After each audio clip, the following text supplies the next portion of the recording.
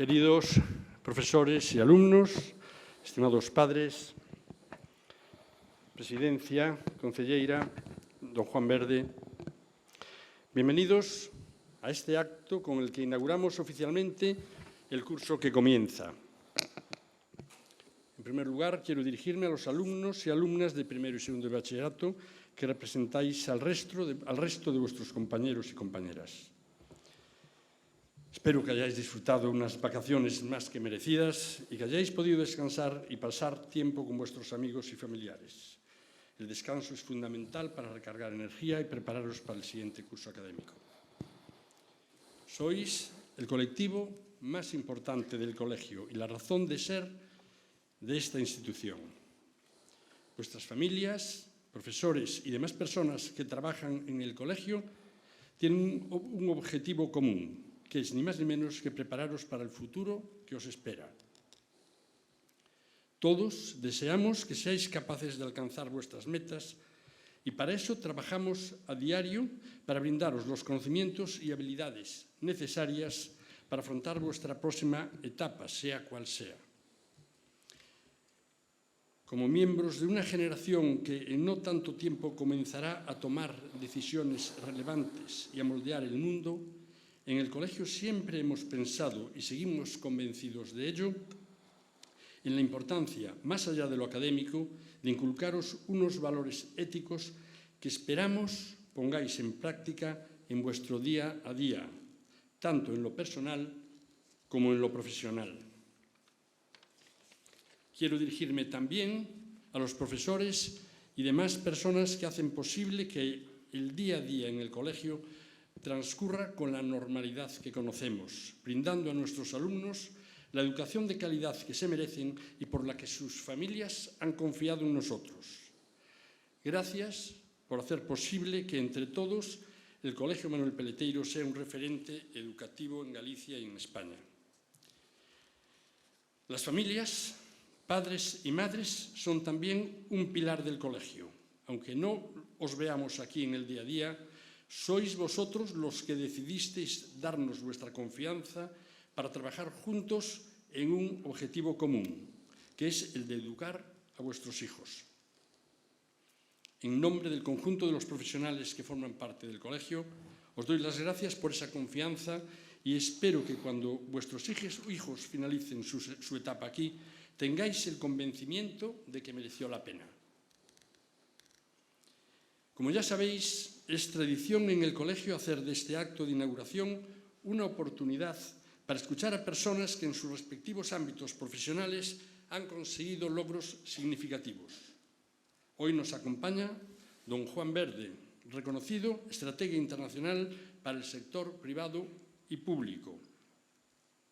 Como profesional diseña soluciones innovadoras para atraer inversiones extranjeras, establecer alianzas estratégicas y además está especializado en economía sostenible. La charla que nos va a dar hoy, titulada Economía Verde, una oportunidad de negocio e inversión y de construir un mundo más justo y equitativo, está relacionada con este último punto. Juan Verde es miembro del Consejo Asesor Presidencial del presidente Biden, un órgano de asesoramiento a la Casa Blanca en temas relacionados con el comercio exterior y la competitividad de Estados Unidos en los mercados internacionales. Durante la administración del presidente Obama, Juan Verde ocupó el puesto de subsecretario adjunto para Europa y Eurasia en el Departamento de Comercio del Gobierno de los Estados Unidos. Como cargo de confianza de la Casa Blanca, lideró los esfuerzos del departamento para resolver cuestiones de política comercial y de acceso a mercados a los que se enfrentan las empresas estadounidenses. Adicionalmente, fue responsable de desarrollar políticas y programas para fomentar las relaciones económicas y comerciales con 52 países de esa región. En el ámbito político, ha apoyado con su experiencia a diversos candidatos demócratas durante varias décadas. Cooperó en la campaña presidencial de Joe Biden y su ahora vicepresidente Kamala Harris como asesor y colaboró en numerosas campañas de recaudación de fondos, además de ser presidente de Americans Award for Biden. Juan Verde también ha trabajado con algunas de las personalidades más importantes del mundo, como el ya mencionado expresidente Barack Obama, así como el también expresidente Bill Clinton, la exsecretaria de Estado Hillary Clinton, el exvicepresidente Al Gore, el fallecido senador Ted Kennedy y el exsecretario de Estado John Kerry. En el sector privado, Juan Verde asesora a numerosas empresas sobre cómo incorporar la sostenibilidad a su estrategia de negocio. Entre muchas otras, ha colaborado con Google, Cisco, SAS, American Express, Banco de Santander, USA. También ha colaborado con instituciones como el Banco Interamericano de Desarrollo, la Universidad de Harvard y el Banco Mundial. Además, es miembro del Consejo de Administración de Hispasat, el principal operador de comunicaciones por satélite en España, Portugal y América Latina, y miembro del Consejo Asesor de Sostenibilidad del Airbus Foundation. Actualmente preside la Fundación Advanced Leadership, una institución estadounidense sin ánimo de lucro cuya misión es identificar y formar a la próxima generación de líderes empresariales, sociales y políticos. Tiene un máster en Políticas Públicas de la Universidad de Harvard, donde también fue elegido miembro de la Junta Directiva de antiguos alumnos, y es licenciado en Ciencias Políticas y Relaciones Internacionales por la Universidad de Boston.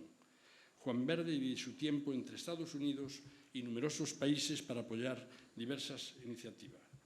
Don Juan Verde, es un verdadero honor tenerle hoy aquí entre nosotros.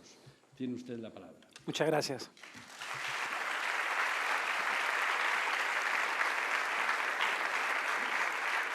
Muchísimas gracias. Muchísimas gracias al Colegio Peleteiro, gracias a Luis y gracias a todos vosotros por estar aquí, particularmente a los alumnos y a los padres. Para mí es un verdadero honor poder estar con todos vosotros hoy. Recientemente me encontré con un amigo que no veía hace mucho tiempo y me presentó a su hija. Vio por las redes sociales que iba a estar en la ciudad y me dijo, oye, quiero pasar a saludarte y presentarte a mi hija. Es una niña de 12 años, una verdadera activista del cambio climático y quiere conocerte. Y los niños, como sabéis, no tienen mucho filtro. Cuando fui a saludarla, el padre le dijo, hija mía, te presento a Juan Verde, que viene a hablar de economía verde. La niña se me quedó mirando y me dijo, pero ¿cuál es su nombre verdadero? Pensó que era un nombre comercial. No, mi apellido Verde y creo que nací casi predestinado para estar con todos vosotros aquí. Yo no vengo a hablar de cambio climático entendido desde un punto de vista ético, ni tampoco moral, ni siquiera filantrópico, ni siquiera vengo a hablar del cambio climático como lo que es una verdadera crisis climática de ámbito global. Vengo a hablar de oportunidades. Vengo a hablar de por qué el cambio climático representa una oportunidad histórica para las empresas, para los emprendedores, para los gobiernos, para los países, para todos vosotros, cuando salgáis fuera y os enfrentéis al mercado laboral y al mercado empresarial, en el ámbito político, social. Estamos ante una encrucijada histórica, donde por primera vez en mucho tiempo tenemos una oportunidad magnífica de no tener que elegir entre salvar el planeta o fomentar el crecimiento económico. Durante demasiado tiempo se pensaba que la prioridad tenía que ser la visión cortoplacista de generar ingresos y generar rentabilidad para los accionistas al corto plazo, y que nada más importaba. Hoy, ante la sostenibilidad, tenemos la oportunidad de no tener que elegir, porque no es una cosa o la otra, son las dos, y van de la mano. Y esa es la gran oportunidad ante la que estamos. En estos momentos de guerra en Ucrania, de inflación, de incertidumbre económica, de incertidumbre política, hay muchas voces críticas que dicen que en estos momentos no nos podemos permitir el lujo de ser verdes, de ser sostenibles. Y que la prioridad en este momento tiene que ser retomar la senda del crecimiento, generar empleo, generar actividad económica y que ya luego, más tarde, nos preocuparemos del medio ambiente y del planeta.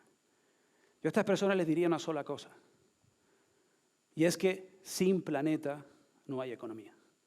Y por consiguiente, una vez más, tienen que ir de la mano. He aquí las tres ideas que quiero compartir con todos ustedes. En primer lugar, que el cambio climático no solo es real, sino que es la mano del hombre la que está acelerando este proceso y que desde luego representa la verdadera amenaza para la estabilidad económica mundial. Tenemos que escuchar a la aplastante evidencia científica al respecto.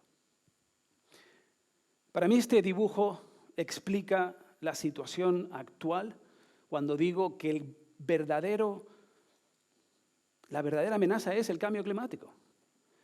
Aquí veis que acabamos de acabamos de, entre comillas, pasar una verdadera crisis sanitaria a nivel mundial que fue el COVID-19. Y no le quiero quitar rigor ni quiero quitarle importancia porque murieron millones de personas. Pero lo cierto es que la Organización Mundial de la Salud en 1999 le envió un informe a todos los jefes de Estado de todo el mundo. En ese informe les comunicaba, uno, que se avecinaba una pandemia, que no sabían exactamente cuándo, pero era cuestión de tiempo. Dos, que no estábamos preparados. Y tres, que teníamos que empezar a colaborar, a planificar y a coordinar la respuesta para cuando llegara.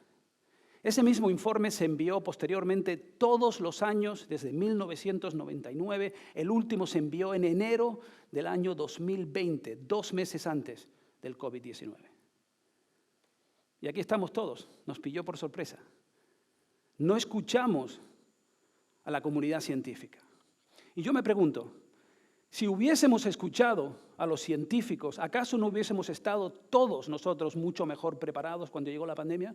Es más, hubiésemos podido probablemente convertir esa crisis en una gran oportunidad.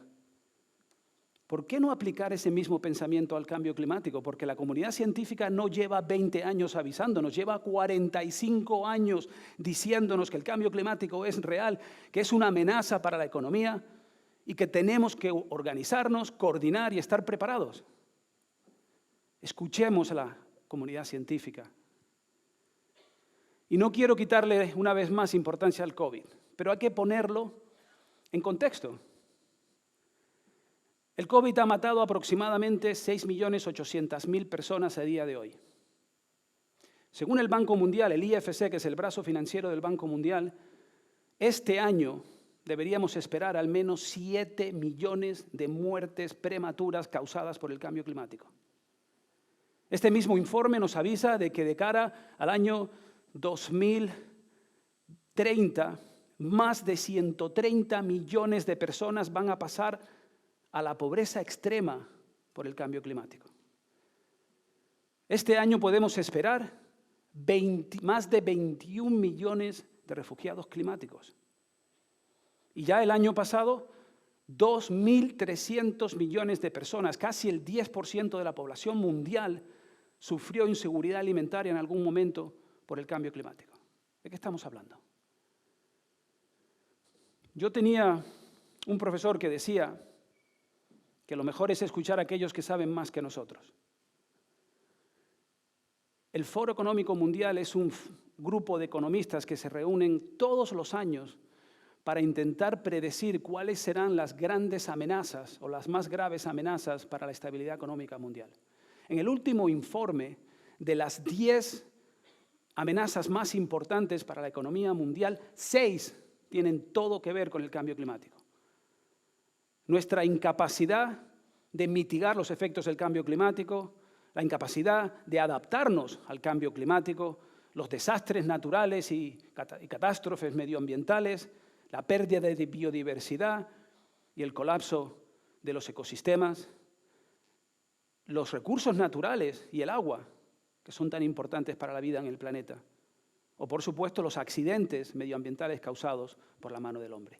6 de las 10 más graves amenazas tienen todo que ver con el cambio climático. Yo no sé ustedes, yo no creo en las coincidencias. Para mí, lo sorprendente es que existan personas todavía que pongan en cuestionamiento la existencia del cambio climático. La evidencia es aplastante, es imposible de ignorar. Los últimos 10 años han sido también los 10 años más calurosos en la historia. Este verano, en el 2023, fue ya el verano más caluroso en la historia de la humanidad. Pero es que el cambio climático es carísimo. Miren esto. El año pasado, el mundo sufrió, o le costó, mejor dicho, más de 313.000 millones de dólares el cambio climático. Y miren la tendencia. En el año 2004 la media fueron 283.000. En el año 2014 fueron 293.000 millones y el año pasado fueron 313.000. O sea, la tendencia es a más. Cada vez nos cuesta más. Y ese es dinero que no estamos invirtiendo en educación, en formación, no lo estamos invirtiendo en desarrollo social, en desarrollo económico, en competitividad, en innovación, en investigación. Para que entendamos de lo que estamos hablando desde el punto de vista de amenaza, les recuerdo, esto que ven aquí es un mapa del porcentaje de la población en el mundo que vive en zonas inundables. En España, aproximadamente el 11% de la población vive en zonas que están sujetas a inundaciones por el cambio climático. Esos son más de 5 millones de españoles que viven en zonas donde pueden perder sus hogares, sus casas, sus empresas, y donde verdaderamente, como pasó antes de ayer en Libia, como está pasando en otros sitios, no estamos entendiendo que el cambio climático es una verdadera amenaza para nuestra existencia. Esa es la primera idea que quería compartir con todos vosotros, que el cambio climático es real. No podemos seguir evitando o ignorando la absoluta y aplastante realidad y evidencia al respecto. La segunda idea que quiero compartir con vosotros es que probablemente, y es una buena noticia, estamos ya en mitad de una transición a un nuevo modelo económico de bajas emisiones. Esto no es algo que tenemos que hacer en el futuro, que deberíamos hacer. La buena noticia es que la inmensa mayoría de los países están absolutamente convencidos de que tenemos que llevar a cabo una transición a un nuevo modelo económico. En la Universidad de Harvard tenía un profesor que decía que si quieres entender la diferencia entre una tendencia pasajera en términos macroeconómicos de lo que es una realidad inevitable, lo único que hay que hacer es analizar el flujo de capital, hacia dónde va el dinero. Él lo llamaba el follow the money. Y os voy a invitar en los próximos minutos que analicemos hacia dónde va el dinero en la economía mundial. Esto que veis aquí es una proyección que hace el Banco Mundial sobre cuánto dinero se va a invertir en los próximos 8 años en todo el mundo en economía verde. Jamás antes se ha invertido tanto dinero en tan poco tiempo en unos pocos sectores estratégicos de la economía. Y esto no es dinero que se va a invertir solamente en Europa, en todas las regiones, en Latinoamérica, en Asia, en África, en Estados Unidos, en China. ¿Y en qué? En sectores absolutamente estratégicos. Gestión de residuos, energías renovables, eficiencia energética, gestión del agua, construcción y, por supuesto, la movilidad de los coches eléctricos, sectores que generan empleo de calidad, que generan actividad económica y que nos hacen más competitivos. El dinero va hacia lo verde. La gran esperanza que tengo yo de que lo que os estoy contando es verdad tiene todo que ver con que esta revolución verde no la están liderando ni los políticos ni las entidades multilaterales, la está liderando el sector privado. Y yo no sé vosotros, pero yo no conozco a ningún empresario que lidere nada para perder dinero. Eso es una buena noticia. Larry Fink es el presidente del fondo de inversión más grande del planeta, BlackRock. Gestionan hoy más de 6 trillones de dólares, con T, trillones de dólares. Son los mayores inversores institucionales en España, en Europa y en el mundo entero. En el año 2020, antes de la pandemia, sorprendió al mundo entero el señor Larry Fink diciéndoles, y pensábamos muchos que estaba loco, que BlackRock iba a dejar de invertir en acciones, participaciones o empresas que no tuvieran un impacto positivo en la calidad de vida de las personas y que no luchara contra el cambio climático, que paulatinamente estarían desinvirtiendo de todas estas empresas que no contribuían de forma positiva a la sociedad. Y luego explicó que no lo hacía ni por filantropía ni por ética. Lo hacía porque después de haber perdido mucho dinero en sectores que no tenían sentido, se dieron cuenta que la sostenibilidad era una gran ventaja competitiva económicamente hablando. Desde entonces, son ya más de 40 de los principales fondos de inversión que han incorporado la sostenibilidad a sus estrategias de inversión. Os quiero contar una anécdota. ¿Sabéis que una abeja puede acabar con un banco? Actualmente tengo el honor de formar parte del Consejo Asesor Presidencial del presidente Biden. Y entre los miembros del Consejo Asesor hay un señor que nos contó una historia recientemente que me llamó la atención y que quise compartir con vosotros. Él es el presidente de un banco regional en el interior de Estados Unidos, en lo que se llama la cuenca agrícola, la cuenca de frutas. Y hay una gran concentración de empresas que son agricultores y hay todo tipo de frutales. El banco hace un par de años decidió que iba a hacer una gran campaña de captación de clientes, ofreciéndole a los agricultores préstamos en términos preferenciales para que aumentaran la cosecha. Invirtieran más en plantar más árboles, en buscar maquinaria, cosechar, porque al fin y al cabo el sector de alimentos es importantísimo para el mundo y ellos querían estar en ese negocio. Cuando concedieron los préstamos, como haría cualquier banco, analizaron la viabilidad económica de estas empresas. Vieron si tenían buenos equipos de gestores, si tenían clientes, si tenían cartas de compra, o sea, promesas de compra de las frutas. Analizaron la viabilidad económica de la empresa, ¿sí?, para determinar si valía la pena darles dinero o no. Pero se olvidaron del cambio climático. Y resulta que el año después hubo una verdadera pandemia de abejas, se murieron millones de abejas en esa parte de Estados Unidos. ¿Y sabéis qué? Sin abejas no hay polinización. Sin polinización no hay flores. Sin flores no hay frutas. Sin fruta los agricultores no pueden facturar. Si no facturan no pueden pagar sus préstamos. Y el banco estuvo al borde del colapso y tuvo que intervenir el gobierno de Estados Unidos para que no se fuera a la bancarrota. De eso estamos hablando. Estamos hablando de que puede ser una gran amenaza, pero también una gran oportunidad. Esto que veis aquí es un análisis comparativo entre dos bolsas, dos índices bursátiles. En azul son las empresas que venden sus acciones en la bolsa, pero que tienen un denominador común, y es que son empresas sostenibles. No tienen que ser empresas de energía, simplemente que incorporan el planteamiento, incorporan en su forma de pensar la sostenibilidad. Y lo que veis en rojo es el comportamiento en bolsa de las empresas más industriales, que no son verdes. Lo que podéis ver es que en el año 2020, cuando llega el COVID, las empresas verdes perdieron menos dinero, se recuperaron mucho antes y son exponencialmente más rentables que las empresas tradicionales. Por supuesto que tiene sentido ético y moral, pero también tiene sentido económico. Los mercados valoran mucho más a las empresas que son responsables con el medio ambiente porque están pensando a largo plazo. Y eso es lo que quiere un inversor. Este otro gráfico que veis aquí, en colores, veis el total del dinero a nivel mundial que se ha invertido en el despliegue de las energías renovables. Y lo que veis es que año tras año se vuelve a batir un récord una y otra vez. Incluso en la mitad de una crisis económica a nivel mundial siguieron creciendo el sector de las renovables. ¿Hacia dónde va el dinero? Tenemos que preguntarnos hacia dónde va el dinero, porque esa raya que atraviesa las barras de colores es el total de dinero que se ha invertido a nivel mundial en el despliegue de los combustibles fósiles. Y a lo mejor os sorprende que ya desde el año 2010 en adelante estamos invirtiendo exponencialmente más en las energías renovables y limpias que en las contaminantes. ¿Hay alguien aquí que tenga un hermano, un hijo o un bebé que haya nacido este año? Que levante la mano. ¿Niño, niña? Varón, ¿cómo se llama? Jorge.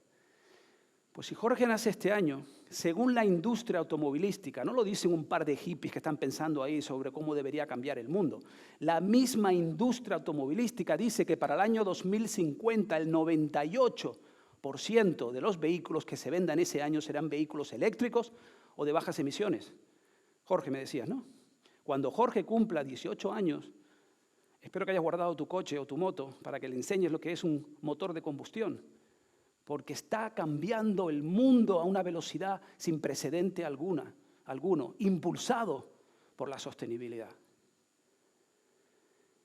Y si las empresas no cambian, van a tener que cambiar, porque finalmente hay regulación y legislación que las está obligando a cambiar.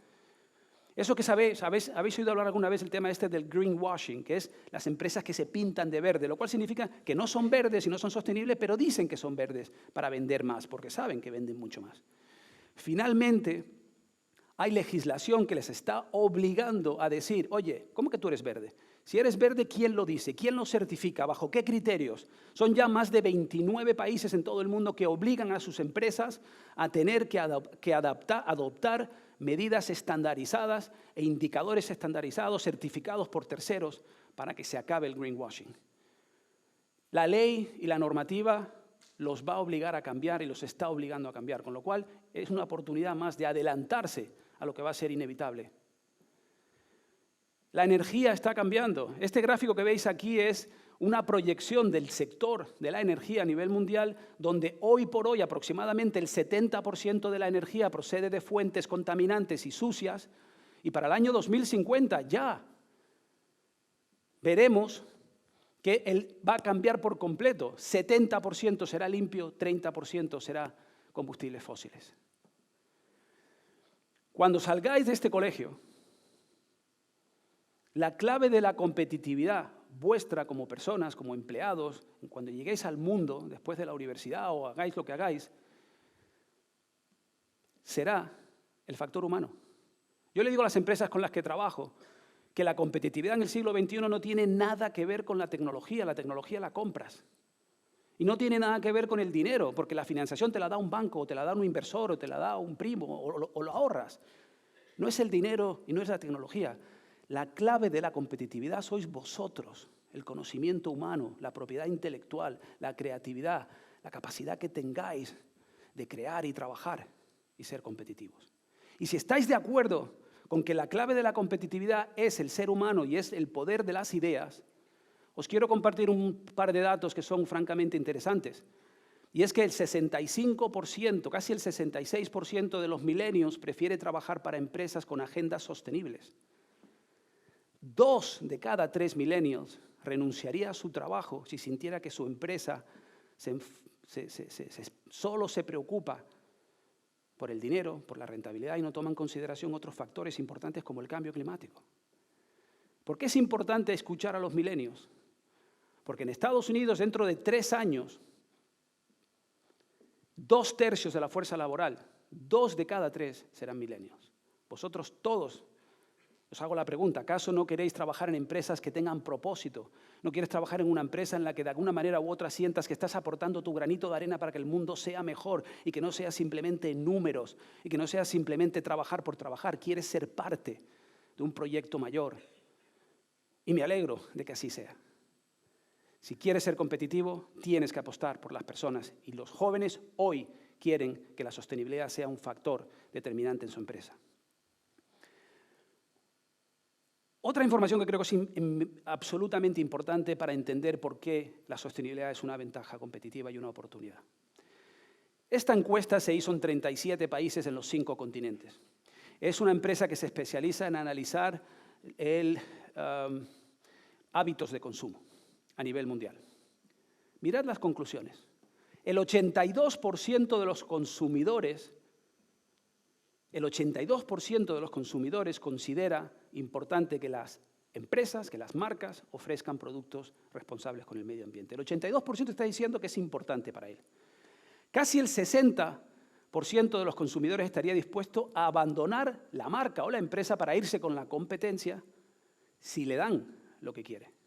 O sea, si tu marca de Colacao no es un Colacao que a ti te gusta, que es orgánico y que te garantiza que no solamente es un buen producto, sino que es un producto responsable, probablemente te vayas con otro que sí lo sea. El 60% de los consumidores así lo dicen. Pero es que el 92% de los consumidores, cuando le das a elegir en igualdad de condiciones, precio y calidad, el 92% de los consumidores prefiere siempre un producto o un servicio responsable con el medio ambiente. O sea, nos están diciendo los consumidores, queremos productos orgánicos, responsables, no nos los estás dando y si me lo das, el 92% de ellos se van a ir contigo. Eso sí que es una oportunidad de negocio. Y por supuesto que no es fácil. Requiere de innovación, requiere de eficiencia, requiere de tecnología, requiere de creatividad. Tenemos que hacer lo que tenemos que hacer, pero eso es siempre y ha sido siempre lo que han hecho las empresas para darle al consumidor lo que quiere y el consumidor hoy quiere eso. Y aquí la tercera idea que quiero compartir con vosotros, y es que estamos ante un momento maravilloso, una encrucijada histórica, como no hemos visto jamás. Y estoy absolutamente convencido de eso porque estos grandes planes y proyectos de inversión, de recuperación económica que se están llevando a cabo en Estados Unidos, en Europa y en la mayor parte de los países para que salgamos de la pandemia y para que la economía vuelva a ser lo que era antes y que están funcionando, están actuando de forma responsable con el medio ambiente. Eso, junto a la situación geoestratégica, la guerra de Ucrania, lo que está pasando a nivel mundial en los grandes mercados, está haciendo que las condiciones se den para que podamos acelerar esa transición a un nuevo modelo económico que es mucho, mucho, mucho más justo y más equitativo. Veamos esa idea. Os comentaba, en Europa tenéis los Next Generation Funds, que son los fondos de próxima generación, que es el nombre que se le ha dado a ese plan de inversión masivo por el que la Unión Europea está contribuyendo a los países para que generen empleo, generen actividad económica. Ese dinero, que es público, debería venir con condiciones. Si yo voy a salvar a una empresa, a una aerolínea, tenemos que ser capaces de decirles a las líneas aéreas, oye, yo te doy 200 millones de dólares, pero a cambio tú tienes que llevar una transición ecológica en tu empresa. Tienes que buscar combustibles que sean más limpios, tienes que apostar por la eficiencia energética, tienes que apostar por ser una empresa responsable. Y si eres un hotel y te voy a salvar de la quiebra, tienes que entender que tienes una obligación con las arcas públicas y con la gente. Y tienes que incorporar conceptos de la economía circular, y tienes que ser más eficiente, y tienes que comprarle a los proveedores de donde estás, de tu comunidad, y tienes que ser mucho más responsable. Y eso es una gran oportunidad. Hubo muchísima gente que el año pasado, después de la invasión de Ucrania, me dijeron, olvídate de lo verde, ahora la única prioridad del mundo va a ser la seguridad energética. La guerra lo cambia todo. ¿Sabíais que Alemania, antes de la guerra, recibía más del 42% de su energía ¿de quién? De Rusia. Hoy es un 18%, tan solo un año y medio después. ¿Pero por qué os digo todo esto? Porque se equivocaron esas voces críticas que dijeron que íbamos a cambiar la prioridad de la transición energética a la seguridad energética. Si algo sabemos hoy, un año y medio después del inicio de la guerra, es que no hay seguridad energética sin transición energética. No tiene sentido depender de Rusia, de Arabia Saudí, de Irak, de Afganistán, de Venezuela y todos estos países a los que le estamos enviando miles de millones de dólares para comprarles el petróleo. Nos quedamos con millones y millones de toneladas de contaminación. ¿Dónde está el buen negocio ahí? Cuando sobre todo tenemos fuentes que son limpias, que nos permiten diversificar el riesgo, que nos permiten ser más seguros y que no afectan nuestra seguridad nacional, pero que además tienen un impacto positivo en la sociedad. Las renovables, las energías limpias, el sol, la energía mareomotriz, la geotérmica. Si algo sabemos hoy es que la guerra solo ha acelerado ese proceso de transición energética. Y otro factor de geopolítica que quiero mencionaros es algo que probablemente no sea intuitivo para todos vosotros. Estados Unidos, sin ir más lejos, el país más rico del mundo, la potencia económica más importante del mundo, se vio de rodillas mendigando mascarillas, respiradores y material sanitario en mitad de la pandemia. Y eso no va a volver a suceder. ¿Sabíais que el 92% de todos los antibióticos que se consumen en Estados Unidos se fabrican en China? Poneos a pensar qué pasaría si mañana China te cierra la exportación de antibióticos. Se mueren millones de personas. Nos dimos cuenta después de la pandemia que el 22% de los fertilizantes que utilizamos en Estados Unidos vienen de China, Rusia o los países de la antigua Unión Soviética. O sea, eso afecta a nuestra seguridad alimentaria de forma directa. ¿O sabíais vosotros que casi el 90% de las tierras raras y los minerales críticos, que son estos minerales que son absolutamente importantes para los microchips, que son importantes para las fotovoltaicas, para toda la revolución verde, desafortunadamente tiene una altísima dependencia en los minerales críticos y vienen casi todos de China? Eso es una gran oportunidad, porque si algo sabemos es que se va a reorientar parte de la cadena de suministro ¿a dónde? A Latinoamérica, a África, a Asia, a parte del Medio Oriente, en lugares que son más próximos, que contaminan menos, que son más sostenibles, pero que también comparten nuestros valores democráticos, nuestros valores de entender la vida y de entender la sostenibilidad como lo que es una verdadera oportunidad. Y dinero hay. Os comentaba antes que los fondos de próxima generación son una fuente única para España de financiación. Son casi 750.000 millones de dólares que se van a invertir, de los cuales casi el 40% tienen un denominador común, y es que tienen que ser proyectos. Cualquier empresa que presente un proyecto para que lo financien, el 40% de esos proyectos tienen que ser proyectos verdes o sostenibles. Y casi el 20% tienen que ser relacionados a la digitalización. Pero es que resulta que no hay solución al cambio climático sin la digitalización. O sea, que el 40 y el 20 hacen que el 60% de todo ese dinero es dinero pintado de verde. Y en Estados Unidos está pasando una verdadera transformación. Yo llevo 38 años viviendo en ese país, soy canario de origen, pero os puedo decir una cosa, y es que jamás antes había vivido un momento tan ilusionante como el actual. ¿Por qué? Nuestro presidente tiene 80 años, y quizás esa edad es lo que le permite ser valiente y mostrar voluntad política. Está tomando decisiones muy poco populares, pero absolutamente necesarias para las próximas generaciones. Estamos llevando a cabo la mayor inversión en I+D+I en la historia de Estados Unidos. Estamos llevando a cabo la mayor inversión en eficiencia energética, en transición energética, en energías renovables, en investigación contra el cáncer, en investigación primaria. ¿Y sabes qué tienen todas esas inversiones, todos esos sectores en común? Que los resultados se verán a largo plazo, lo verán mis hijos. Eso es valentía. Esta era de gran inversión en I+D+I se le está llamando en Estados Unidos el nuevo proyecto Apolo. El proyecto Apolo fue el proyecto que envió un hombre a la Luna. Y desde un punto de vista de innovación y de tecnologías disruptivas cambió el mundo. Las tecnologías que hoy son parte de nuestra vida cotidiana, el GPS, las placas fotovoltaicas, la eólica, el ordenador, el microchip, el wifi, todas estas tecnologías surgieron de esa época de aproximadamente 12 años cuando Estados Unidos decidió que la prioridad tenía que ser enviar un hombre a la Luna. Y pusieron todos los recursos y la voluntad política para que eso ocurriera. Hoy estamos invirtiendo, proporcionalmente hablando, mucho más dinero que en esa época, con un solo denominador y objetivo común, la sostenibilidad. Este señor que tiene 80 años está pensando en las próximas generaciones y no en las próximas elecciones. Y eso es refrescante. Dinero hay, tanto en Estados Unidos como en Europa, y se están definiendo las prioridades correctas. Esto que voy a decir no tiene nada que ver con la política, lo puede hacer la derecha o la izquierda, pero lo cierto es que todos nosotros, y en la inmensa mayoría de los países, queremos que los gobiernos inviertan más en lo social, y en lo social está la sostenibilidad. No queremos pasar horas en el tráfico, no queremos que nuestros hijos no puedan tener parques y jardines, no queremos que nuestros hijos se enfermen porque el aire no es limpio y puro.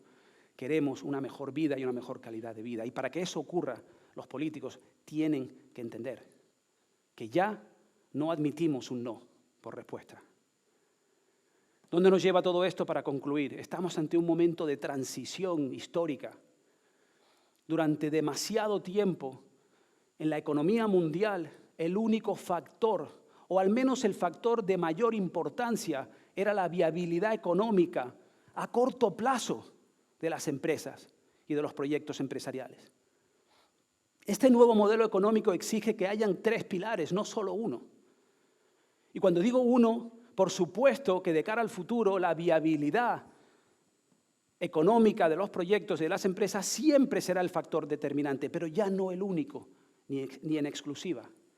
Hoy las empresas saben perfectamente bien que hay un segundo pilar, que somos nosotros, las personas, los empleados, los colaboradores, los clientes, la sociedad en general donde vivimos. Y donde importa quién eres como empresa, importa qué vendes, importa cómo lo vendes y a quién se lo vendes. Hoy las empresas entienden que las personas son importantes, pero también entienden que el tercer pilar tiene que ser el planeta, el único hogar que conocemos, el único sitio donde podemos desarrollar nuestra actividad económica. Y por eso decía anteriormente que sin planeta no hay economía. Y son estos 3 pilares los que nos permiten avanzar para que los beneficios del desarrollo económico sean sostenibles, que no es otra cosa que entender que esa riqueza tiene que durar durante mucho tiempo para que sea sostenible en el tiempo. Concluyo con esta idea. La antigua cultura griega tenía 2 palabras para explicar el concepto del tiempo. Una era cronos, que todos conocemos, el concepto del tiempo que se puede medir, el tiempo lineal, un día, un año, un siglo. Pero luego los griegos tenían una palabra maravillosa para describir el tiempo entendido como el tiempo de la oportunidad. Cuando algo ocurre, todo cambia y ya nada volverá a ser igual. El momento kairos. Para los griegos el momento kairos es cuando, después de mucho trabajo, esfuerzo, te gradúas en Peleteiro y vas a la mejor universidad y consigues ese trabajo y algo pasa en tu vida que te hace que todo cambie. O esa persona que lleva ahorrando mucho dinero y monta su propia empresa. O esos jóvenes que salen a las calles e inician una revolución social y dan pie al nacimiento de la primavera árabe. O esas personas que hemos sido padres, hemos tenido un hijo y todo cambia a partir de ese momento hacia mejor, hacia el momento de la oportunidad. La pregunta no es en absoluto si estamos ante un momento kairos o no. Lo estamos. Aquellos que no quieran reconocerlo, francamente, sufren de miopía autoinducida. Estamos en un momento de grandes cambios y grandes oportunidades, un momento kairos. La pregunta es si seremos capaces de entender que la sostenibilidad, sí, es un tema ético y es un tema moral, pero sobre todo es un tema de riqueza, de competitividad económica, de rentabilidad, de apostar por una economía más justa y más equitativa. Si seremos capaces de entender que la clave de todo esto sois vosotros. Que cuando salgáis de aquí, de este colegio, tenéis que salir allá afuera y cambiar el mundo. Por nosotros y por las próximas generaciones. Muchas gracias.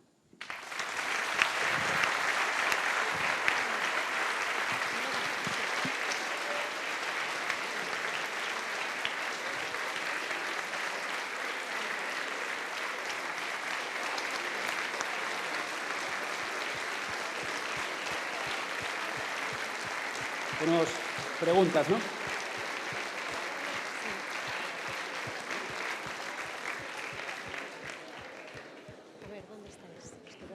Bueno, os animamos a hacer alguna pregunta.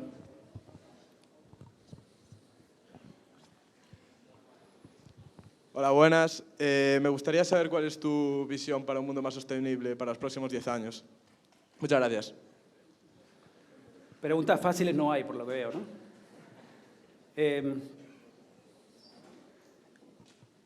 Veo un mundo en los próximos 10 años donde seremos capaces de votar mejor y de comprar mejor. Y quiero explicarte a qué me refiero.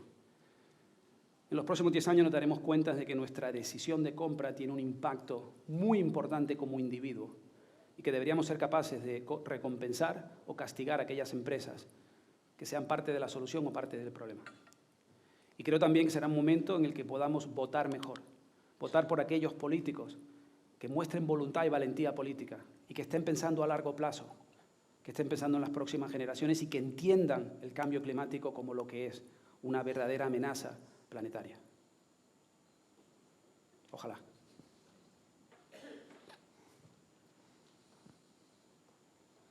Buenas. Me gustaría saber cuál es tu perspectiva acerca de cómo la sostenibilidad impacta sobre la rentabilidad de las empresas. Alguien me dijo el otro día una frase que me gustó y me dijo, las empresas, ¿seremos verdes o no seremos?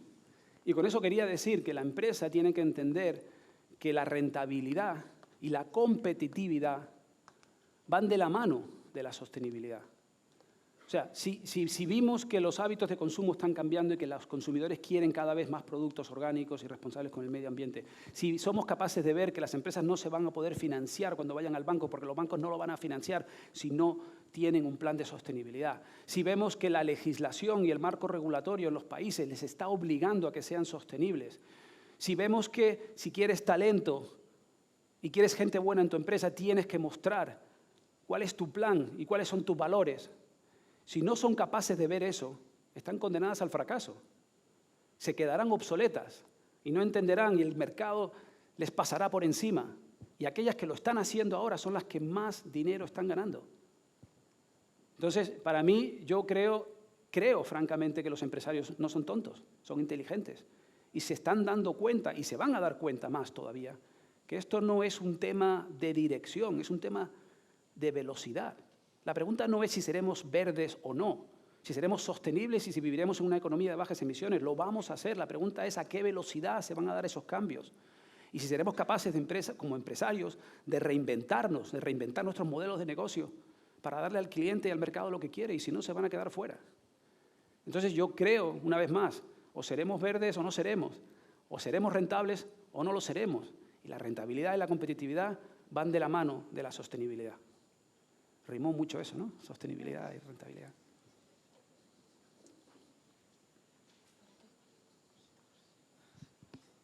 Buenas tardes, gracias por la palabra. ¿Se están teniendo en cuenta las posibles críticas o desafíos que podrían surgir en la implementación de un nuevo modelo económico sostenible? ¿A qué te refieres exactamente? ¿Se está tomando en cuenta? ¿Que usted cree que las posibles críticas o desafíos del nuevo modelo económico sostenible se están teniendo en cuenta? A ver, yo creo que hay intereses económicos que no están de acuerdo con esta revolución verde y la transición de la que hablo. Yo creo que eso es evidente, ¿no? Así todo, estoy absolutamente convencido de que estas empresas saben perfectamente bien que el cambio climático es real, saben perfectamente bien que van a tener que cambiar, pero lo que están intentando hacer es ganar más tiempo. El ejemplo que te doy es la industria del tabaco. Durante muchos años, la industria del tabaco le pagaba a médicos para que salieran en las propagandas de televisión fumando y diciendo que fumar era bueno para la salud. Eso hasta hace 30 años. Eso no fue hace 200. Pero en un momento dado, los gobiernos, que eran cómplices, se dieron cuenta que el impacto en la salud pública y el impacto económico de que la gente se te muera de cáncer y que no vayan al trabajo, y la falta de eficiencia de la fuerza laboral, y que todas las cosas malas que causaba el tabaco era mucho más caro que los impuestos que recaudaban. Y en ese momento todo cambió y dejaron de apoyar a la industria del tabaco. Pero la industria del tabaco lo siguió intentando durante mucho tiempo. Y hoy, ¿dónde están principalmente las empresas de tabaco? En los países donde no hay legislación, en los países pobres, en los países emergentes, porque ahí pueden hacer lo que les dé la gana, pero en los países ricos, en los países desarrollados, ya no pueden hacer lo que podían hacer antes. Tuvo todo que ver con que hubo una movilización masiva de las personas que entendieron que los estaban envenenando y que ya no estaban dispuestos a seguir aceptando lo inaceptable. Entonces, sí que hay críticas. Hay personas que dicen que el cambio climático no es verdad. Son negacionistas. Hay personas que dicen que no tiene sentido. Hay personas que dicen que ya nos preocuparemos más tarde. Pero yo estoy completamente convencido que entre vosotros, los alumnos de este colegio, son muy pocos los que piensan así. Yo lo veo en mis hijos, que tienen 11 y 9 años. Y yo soy un activista medioambiental y mis hijos van detrás de mí apagándome las luces. Lo tienen súper claro. Los políticos lo tienen claro. Lo que falta es voluntad y valentía política. Los empresarios lo saben. Lo que falta es que nosotros como individuos se lo exijamos. Y si no lo hacemos nosotros, que lo hagan los políticos. Y si no lo hacemos, si no lo hacen los políticos, tendremos la sociedad que nos merecemos. Una sociedad no sostenible. Yo soy optimista y tendremos una sociedad justa, equitativa y verdaderamente sostenible en el tiempo.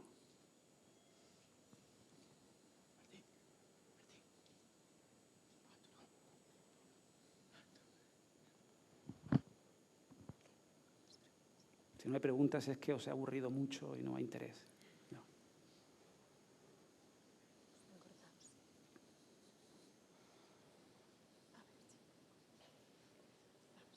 Creo al fondo tenemos una pregunta.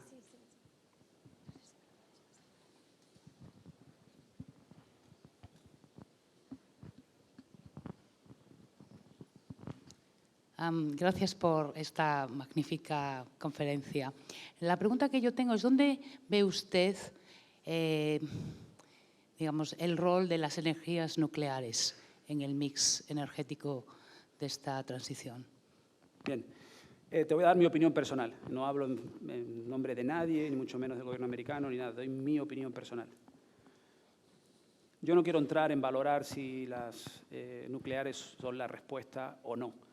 Te voy a decir lo que sé de las nucleares. Yo comparo las nucleares con las energías renovables limpias y te diría lo siguiente. La energía nuclear, una planta nuclear, viene en un solo tamaño. Hoy por hoy, hasta que se invente la mini nuclear, que llevan hablando de esto hace 30 años, pero todavía no es una realidad. Las plantas nucleares vienen en un solo tamaño. Súper grande y cuestan entre 2.000 y 7.000 millones de dólares. Las renovables puedes ir modulando en función a lo que necesites y no necesitas tanto dinero. En segundo lugar, las energías renovables son limpias. La nuclear no lo es, la nuclear genera residuos nucleares. Y esos residuos nucleares tenemos que hacer algo con ellos, es carísimo. Enterrarlos, mandarlos al fondo del mar, encapsularlos, es extremadamente caro y no es limpio. El sol es limpio, el viento es limpio, las otras energías limpias son mucho más limpias que las nucleares.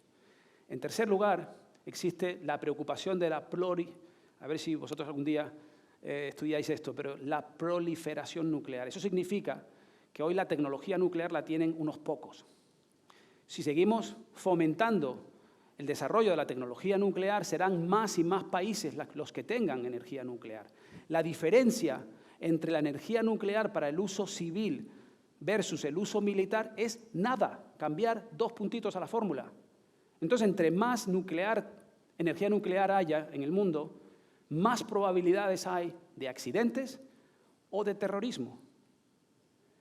Y por último, te diría que la energía nuclear, en mi opinión, no es la solución a corto plazo. Hay otras opciones que son más limpias, que son más responsables, y yo espero que esa no sea la solución. Habiendo dicho eso, creo que el mix energético mundial tiene que seguir contando con las nucleares durante mucho tiempo, pero espero que no sea de manera ilimitada. Muy buena pregunta, por cierto. Por aquí tenemos...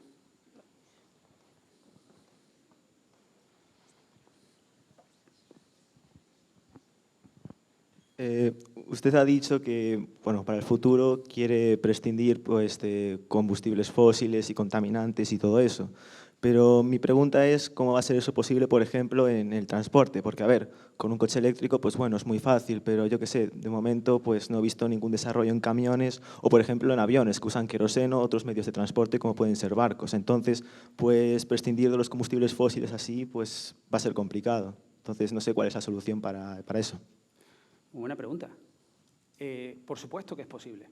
No lo estamos haciendo, pero lo deberíamos estar haciendo. Yo te doy un ejemplo. Noruega. Noruega pasó de tener 100% de la flota de vehículos del país entero, eran coches de combustión, de combustibles fósiles. Hoy, en menos de 10 años, están ya en un 80 y pico % de coches eléctricos. ¿Cómo lo hicieron? Legislando, regulando. Los políticos hagan su trabajo. ¿Qué hicieron en Noruega? Lo pusieron muy claro. ¿Tú quieres un coche y contaminar? Muy bien, te lo voy a poner caro, porque tú estás contribuyendo de forma negativa a la sociedad. Y te voy a poner un impuesto. Ah, ¿quieres un coche eléctrico y limpio? Fenomenal. Te doy un incentivo económico para que lo compres. Ah, por cierto, puedes ir por la línea preferente, tienes aparcamiento gratis y creo todos los incentivos para que eso ocurra. Lo mismo debe ocurrir con los camiones. No sé si es el hidrógeno, no sé si es un combustible de transición, como puede ser el gas natural, hasta que llegue el hidrógeno, pero sí hay fórmulas para conseguirlo. Tenemos que regular, legislar, incentivar y exigir para que eso ocurra. Mucha gente me dice, es que no tenemos la tecnología hoy en día. Pues desarrollémosla. ¿Qué requiere? Tiempo y dinero. Es un tema de prioridades. ¿En qué gastamos el dinero? ¿Lo gastamos en cosas que creemos que... Al final definamos las prioridades. Para mí no hay mayor prioridad que esa. Estamos hablando de vuestro futuro, estamos hablando de la humanidad, estamos hablando del planeta, estamos hablando de empleo, estamos hablando de desarrollo económico. ¿Qué es más importante que crear las condiciones propicias para que las empresas puedan desarrollar la innovación necesaria para que podamos cambiar el mundo de una manera positiva? O sea, ¿cómo lo haremos? Lo haremos con voluntad y lo haremos creando los incentivos. Si estamos a 2 o 3 años de que el hidrógeno, quizás 5 años de que el hidrógeno sea un combustible totalmente viable para los camiones e incluso potencialmente para los aviones. Y los aviones a corto plazo tienen que estar ya en una transición al queroseno o a otros combustibles limpios. O sea, sí se puede. Y no permitas que nadie te diga que no se puede. Por esa regla de 3 no habría avance tecnológico en la historia. Tenemos capacidad, tenemos investigación, tenemos científicos, tenemos empresas, tenemos necesidad del mercado. ¿Por qué no? Lo que falta es incentivos y voluntad. Y vas a tener que exigirlo vosotros. Cuando tengáis 18 años salgáis a votar. Ojalá. Tenemos una pregunta por aquí. Sí. Vale. Muchas gracias por la presentación. Me pregunto si necesitamos otra medida para medir el éxito de una inversión, ¿no? Porque por ahora lo medimos en dinero solo, pero no tenemos en cuenta la gente, people, o la planeta. Entonces hay que tenerlo en cuenta también, ¿no? Totalmente, y a eso no quise entrar en detalles en mi presentación, pero efectivamente la economía de triple resultado, el triple bottom que hablaba anteriormente, esos 3 pilares que mencionaba, es exactamente lo que tú mencionas. Son indicadores que te hacen pensar que las empresas finalmente se están dando cuenta de que no solo es la rentabilidad a corto plazo. Si tú no tienes empleados felices, se te van a ir a la competencia. Si no tienes clientes contentos con el producto que le estás dando, se van a ir a la competencia. Entonces, por un lado, por supuesto que el gobierno tiene que jugar un papel importante de leyes y de regulación, pero las mismas fuerzas del mercado harán que las empresas sigan avanzando en ese camino de indicadores no solamente económicos. Por eso es por lo que las empresas tienen que tener un plan de sostenibilidad. El plan de sostenibilidad no es otra cosa que asignarle indicadores a los intangibles, que no son solo y exclusivamente dinero. ¿Cuánto estás contaminando? ¿Cuál es tu huella de carbono? ¿Qué estás haciendo para compensar? Porque esa es otra. La gente me habla, no, lo que hay que hacer es consumir menos. Chicos, sí, en un mundo ideal sí, pero lo cierto es que no vamos a dejar de consumir a corto plazo. Entre mejor te va económicamente, más consumes. Lo que tenemos que hacer es exigir que el consumo sea responsable. Por ejemplo, en mi caso, yo viajo mucho. Yo una vez al año, a final de año, contabilizo todos mis viajes, contabilizo mi huella de carbono y llevo a cabo una compensación donde le pago un dinero a una empresa para que plante árboles y compense mi huella de carbono. Si todos hiciéramos lo mismo, no habría un problema de consumo. Entonces, sí tenemos que tener indicadores. Y esos indicadores son absolutamente necesarios ya. La buena noticia es que estamos en camino de que así sea. Las grandes empresas y multinacionales ya lo están haciendo. Las pequeñas y medianas empresas aún no, pero también llegará ese día. Y lo harán porque quieren ser rentables y porque quieren ser competitivas. Había una pregunta por aquí. Usted había mencionado, bueno, usted forma parte de la asesoría de Airbus Company, ¿no? Me gustaría saber si el proyecto de Airbus ZEROe es viable económicamente para esta compañía y para las aerolíneas, que si sería rentable para ellas invertir en este proyecto. ¡Wow! Muy buena pregunta. Airbus es una compañía de aviones. El proyecto que él menciona es un proyecto de 0 emisiones en los combustibles. Es un proyecto piloto y yo creo que va a funcionar. No será rentable a corto plazo, pero es lo que hablábamos antes con el hidrógeno. O sea, el hidrógeno en los últimos 3 años ha avanzado de forma exponencial. ¿Por qué? Porque las empresas empiezan a intentar buscar soluciones, a invertir en innovación, como está haciendo Airbus, o invirtiendo recursos, invirtiendo tiempo y haciendo pruebas. Y cada vez que hacen eso van mejorando. Y lo mejor de todo esto es que se dan cuenta de que si lo hacen, se van a quedar con el mercado, porque serán los primeros. Y los gobiernos les van a dar preferencias a aquellas compañías, obviamente como Airbus, que son las que verdaderamente están apostando por ser parte de la solución. Entonces, me impresiona mucho que estés tan bien informado, no solamente de la empresa, sino de lo que estamos haciendo, pero es un ejemplo perfecto de lo que hace falta. O sea, si simplemente nos resignamos y decimos, es que no se puede, es que no vamos a llegar, es que no hay incentivo, es que es un costo. No, hay que pensar en lo que eso significa. Si lo haces, serás más competitivo. Si eres más competitivo, serás más rentable. Si eres más rentable, generas más empleo. Si generas más empleo, toda la sociedad se beneficia en su conjunto. Y como insistía anteriormente, es una oportunidad de que te vaya bien y hacer el bien al mismo tiempo. Siempre es mejor que la alternativa de tener una visión cortoplacista, depredadora de los recursos. Eso es hambre para mañana.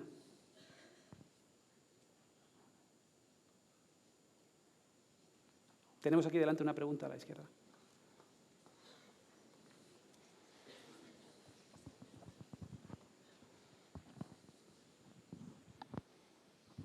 Muchas gracias. Digamos que se me desatan 2 preocupaciones. Una es, sin cuestionar para nada la sostenibilidad, esto no puede generar dentro de la sociedad o acrecentar las diferencias entre ricos y pobres, los ricos, países ricos, que pueden acceder a estas nuevas energías que a corto plazo son muchísimo más caras, Y la segunda preocupación es que yo estoy viendo que el mercado de la automoción está siendo dominado, o parece que lo va a dominar China. Hablábamos hace un momento de la dependencia en antibióticos, por ejemplo, en el caso de Estados Unidos de China, y China va a ser lo mismo, pero en el coche eléctrico. Se va a convertir, o se está convirtiendo, coches muy baratos. La clave es la batería, las baterías. China es la potencia que tiene el suministro de los materiales necesarios, con lo cual lo único que hacemos en este aspecto en particular es cambiar el producto, pero seguimos con la misma dependencia. Entonces quería trasladar un poco cómo se ve eso, ¿no? De esta preocupación. Dos muy buenas preguntas. La primera parte de tu pregunta, y te pido disculpas, me quedé con el tema de China, pero la primera parte de tu pregunta era ricos-pobres, ¿de acuerdo? Fenomenal.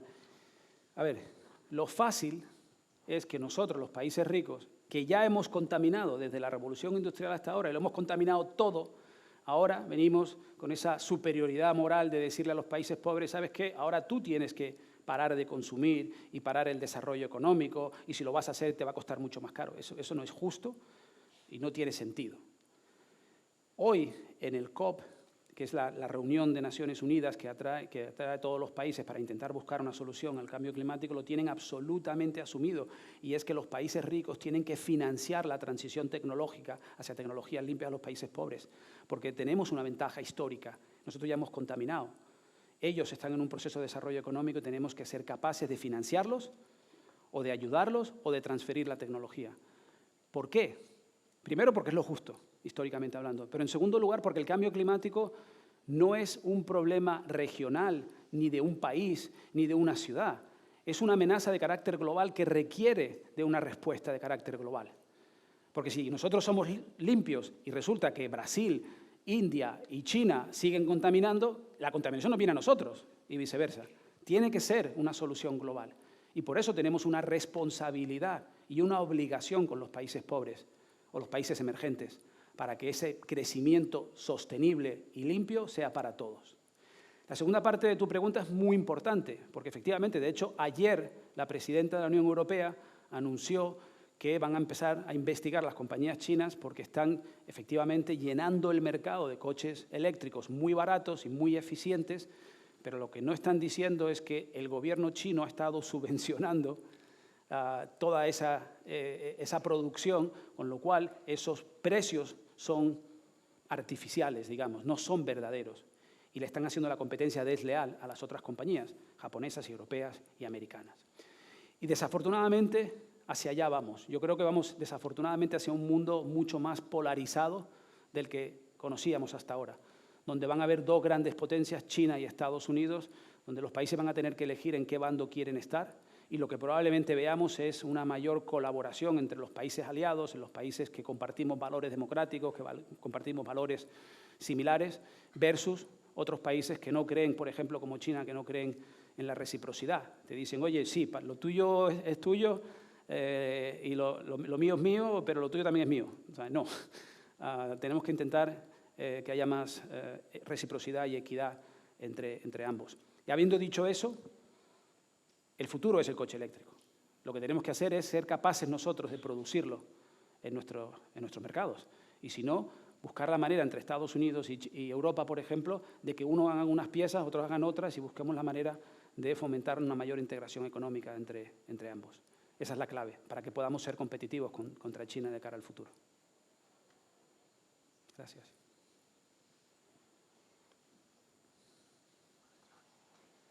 Y yo preocupado que no iba a haber interés en las preguntas.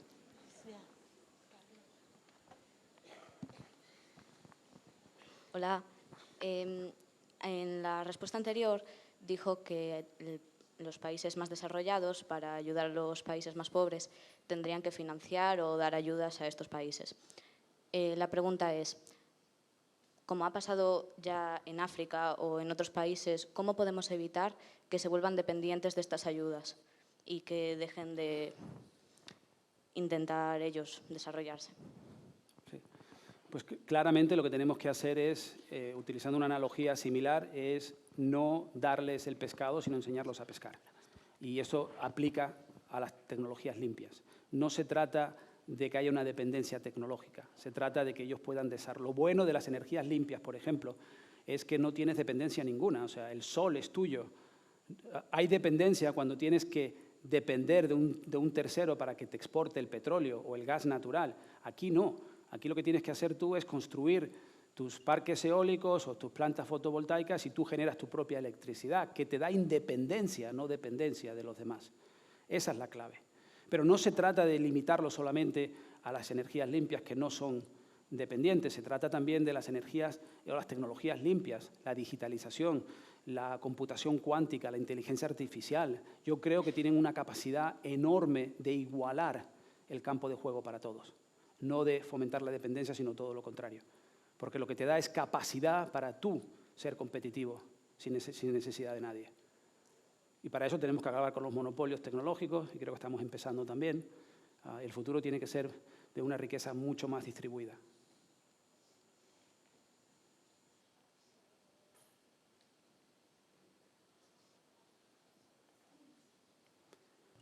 Muchísimas gracias a todos. Ha sido un verdadero honor, un verdadero placer. Muchas gracias.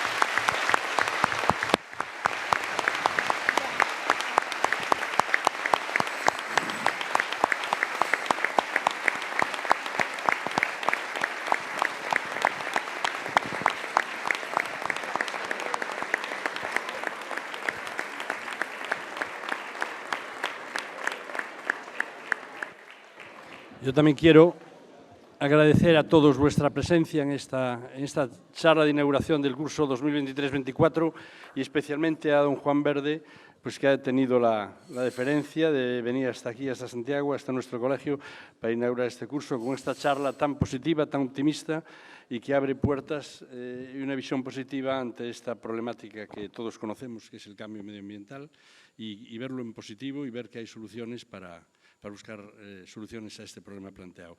Muchas gracias, Juan, y fue un placer escucharte. Muchas gracias. Muchas gracias.